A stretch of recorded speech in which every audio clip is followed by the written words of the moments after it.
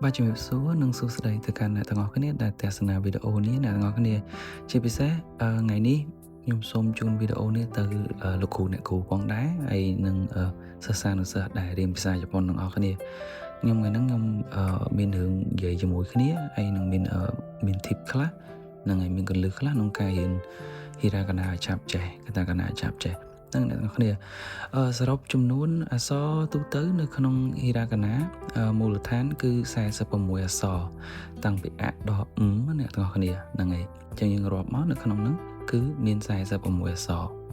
ហ្នឹងហើយអញ្ចឹងខ្ញុំជឿថាអ្នកទាំងអស់គ្នាដែលកំពុងតែរៀនភាសាជប៉ុនក៏ដូចជាលោកគ្រូអ្នកគ្រូក៏ដូចគ្នាដែរប្រកាសជាពេលរៀនទៅយើងមានកាតយើងចែកកាតឲ្យគាត់រឬក៏ដាក់កាតហ្នឹងឲ្យគាត់អានអីចឹងបើកម្ដងមួយគាត់អានឬក៏គាត់ទិញអាកាតហ្នឹងយកទៅមើលនៅផ្ទះចឹងទៅសម្រាប់សិស្សអ្នករៀនណាដូចខ្ញុំអីខ្ញុំក៏ត្រូវការកាតហ្នឹងដែរខ្ញុំបែកវាមករៀបវាដូចបៀចឹងរៀបមកម្ដងមួយលើកអានេះមកឲ្យគេអក្សរអនេះស្អីគេអក្សរអអក្សរអ៊ឺនអក្សរអេអក្សរមីអីចឹងណាអ្នកនរគ្នាហ្នឹងហើយកាលខ្ញុំរៀនបើតាខ្ញុំចាំទាំង Hiragana Katakana ខ្ញុំរៀនប្រហែលជា2សប្តាហ៍ដើម្បីចាំអក្សរទាំងអស់ហ្នឹងទាំងអានទាំងសរសេរអាហ្នឹងបែបលក្ខណៈទៅសពេចសពិលណាហើយបើចាំឲ្យស្ទាត់ហ្មងគឺមួយខែហ្នឹងហើយប្រហែលជាមួយខែបានចាំហ្នឹងហើយចានេះកាតហ្នឹងវាមានរូបរាងផ្សេងគ្នាអញ្ចឹងទៅខ្ញុំជឿថាលោកគ្រូអ្នកគ្រូហើយនឹងសិស្សដែលចាប់ផ្ដើមរៀន Hiragana Katakana ឬក៏បរិញ្ញានឹងមានកាតហ្នឹងដើម្បីជាតិចនិចក្នុងការបរិញ្ញាឲ្យឆាប់ចាំណាយើងថាឲ្យយើងវាគេហៅអង់គ្លេសគេហៅ reflex ណាឲ្យយើងងាកកលេចឃើញទៅចាំកលេចឃើញទៅចាំអញ្ចឹងណាអ្នកនរគ្នាអញ្ចឹងនិយាយជារួមយើងមានវិធីច្រើនដូចជាសរសេរចុះសរសេរឡើងហៅសរសេរតាមអានហើយនឹងការចែកកាតនឹងអញ្ចឹងណាអ្នកនរគ្នាតែដល់ឡែកអ្នកនរគ្នាខ្ញុំឆ្ងល់រឿងមួយខ្ញុំឆ្ងល់រឿងថាអក្សរ46តួសិស្សខ្លះខ្ញុំនិយាយសិស្សខ្លះឯង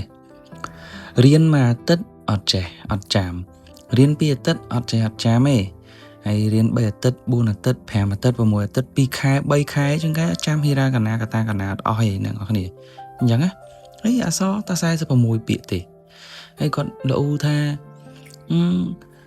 ច្រើនណាសន្សេរអើយចាំអត់អស់ទេពិបាកចាំបាក់អីចឹងណា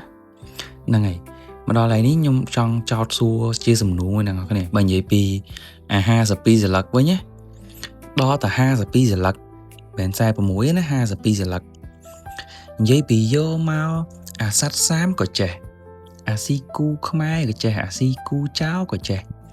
អាទាំងលែនក៏ចេះអាកាតេក៏ចេះអុងឌូក៏ចេះនេះបើថាអូនិយាយពីអានឹងរៀនតែមួយថ្ងៃ2ថ្ងៃចេះខ្ញុំអត់យល់អាកន្លែងហ្នឹងគាត់ប្រាប់ខ្ញុំថា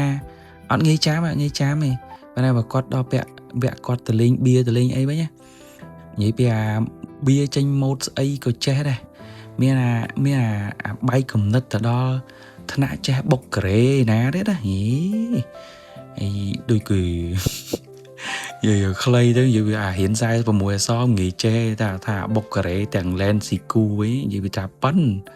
អូយអ្នកនរគ្នាខ្ញុំអស់យោបល់តែប៉ុណ្្នឹងអរគុណច្រើនអ្នកទាំងអស់គ្នាដែលបានទស្សនាវីដេអូនេះសុយគីណែហើយសិស្សទាំងអស់